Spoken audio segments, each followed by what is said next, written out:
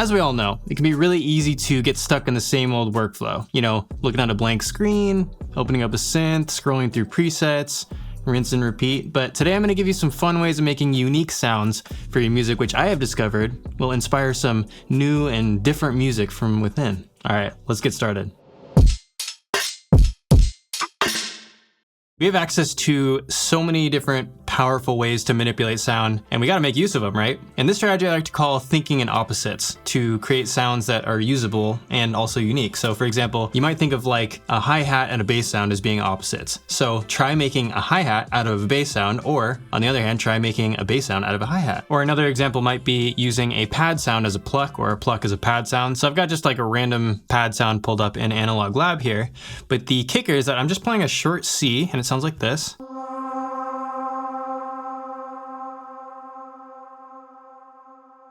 So the idea here is that we're going to freeze the single C note that I just played. And I've already gone ahead and done that, but if you haven't, just go ahead and right click and click freeze track, and then you can flatten it if you want. So you take your frozen note basically, and you put it in a sampler, right? And then you can start messing around with the transients. Okay, and if we adjust the start point to be a little bit later, and then we reduce the sustain and make the decay a little bit shorter, all of a sudden, but what I like about this is that a lot of times the pads come with all these different delays and reverbs like already on the patch, so that when you resample them, each voice of the chord kind of gets to pitch those effects up and down at different speeds for kind of an interesting sound. The other cool part about that is that if we just like increase the release time or even the decay if you want, then you get access to the reverb that's on the original patch. If you reduce the release time and just make the decay longer, you can control how much of an influence the reverb is on the sound by how long you hold down the note. It's almost like making like a gated reverb sound. It's pretty cool. But like if you wanted to achieve that same effect, like with a bus, you'd have to do all kinds of automation with the decay time or, you know, the volume of the actual bus output, and it's just kind of a pain. So this is a really pain-free way of getting creative with what's in the original sound. So another good way to make sounds is to find a few different sounding presets. Like you could do one from a sampler, one from a stock synth, and one like perk sound. And then when you put them all together in a balance that you like, you can get some really interesting sounds. So just as an example here, I've got a flute note that I just dragged in from the browser. And all I've really done is made the start time a little bit later. And then we've also got this perk sound here, which really helps add a lot of attack to the sound. And then finally, we've got this classic 6 sound, which is just a random stock synth preset for Ableton's operator. And it sounds like this. Super basic sound. But when you combine them all together, it starts to sound kind of interesting.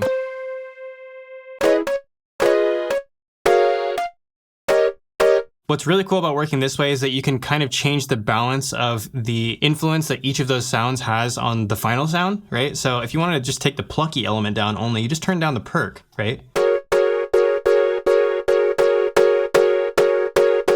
But it allows you to have some serious control, which would be a little bit more difficult if you're making like a classic synth sound from a patch, or from just using one synth rather. The other thing that I like about it too though is that you can process each aspect of the sound differently. So, you know, if we had some chorus or something on the stock synth preset, it's not influencing the initial transient part of the sound, it's only influencing the body of it, which is pretty cool because you can keep that punch going, but not at the expense of the transient, right? But you just get to be really, really creative with it, which is what I love. The other cool thing too is that when you take this a step further and you do the same thing that we did in the previous step, maybe you just take a C like that and we freeze it. We take a sip of our tea while we wait. Okay, and then we might flatten it and we'll add it to a new instrument here. You can keep pulling on this thread as much as you want and keep processing and printing and processing and printing. Listen to how cool the body of this sound sounds now, because we're keeping all of the notes the same exact length, even though we're changing the pitch, right?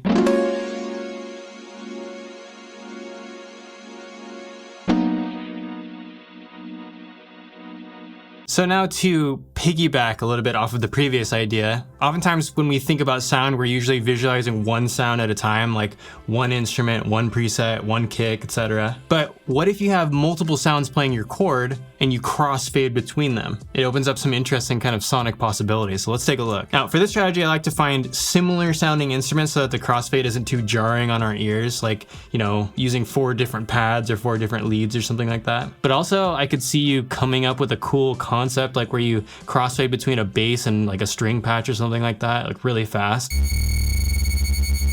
So similar to the previous example, I've just got 4 different kind of similar-ish sounding sounds. Doesn't really matter which ones, just ones that you like, right?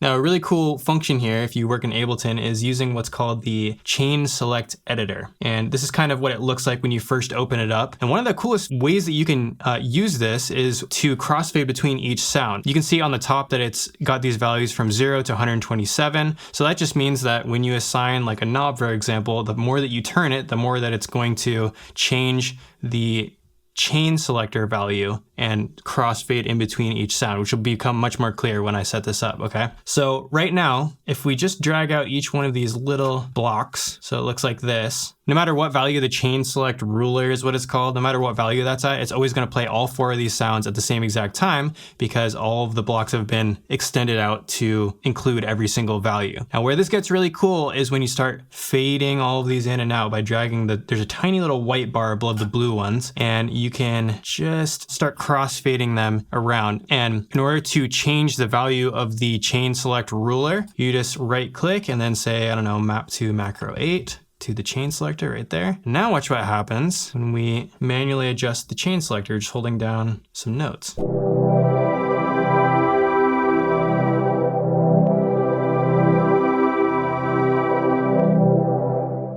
So essentially right now, when it's going from 0 to 127, it's crossfading between instruments 1 and 3 and 2 and 4. But you can obviously make any combination that you want in as interesting of a manner as you want, and you can get some really amazing sounds.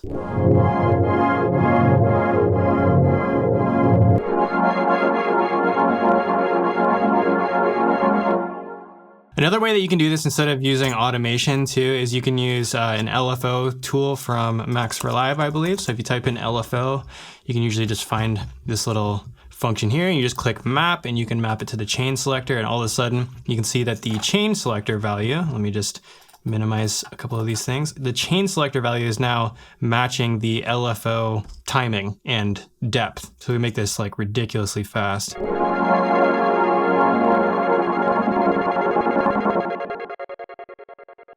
Next up is source challenges. Now, if you guys have tuned into some of our recent videos, you'll know that I've done a couple of challenges that have forced me to create all my instruments and drums from just a single source. Like one of them was to use like a single kick drum to make the entire beat out of. And it was really hard, but it actually forced me to make some interesting sounds because of that.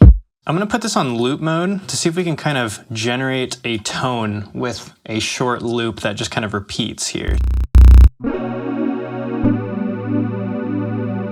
Now you guys don't have to go as crazy and limiting as I went, but you could, you know, try to start small and make one instrument from a single sample, or you could make like a good sounding bass from like a opera singer or something like that. But try it out and you'll discover, I think, some really interesting sounds. The point is that it'll get you to work with audio in a unique way, and when the method is unique, oftentimes the result is also just as unique. It's also important to point out that you'll really sharpen up your sound design skills when you're working with a sound that like doesn't want to be another sound. It just kind of forces you to get really creative in how you decide to achieve that sound, and then like you'll remember the pathways that you took to actually get yourself over the hump, past the challenge, making the sounds that you want to hear in your head. And lastly, I'm just gonna call this one Look Around, because you know, the world is your oyster, of course, and inside your pocket, you've got a perfectly viable microphone to record different sounds. Like seriously, look around your room and find something that catches your eye, it's a little bit interesting, and just make a noise with it, and then use that as the basis for something else. Mess around with the pitch, the timbre, the envelopes, the effects, all that jazz you guys know. One of the things I've had the most success with in doing this is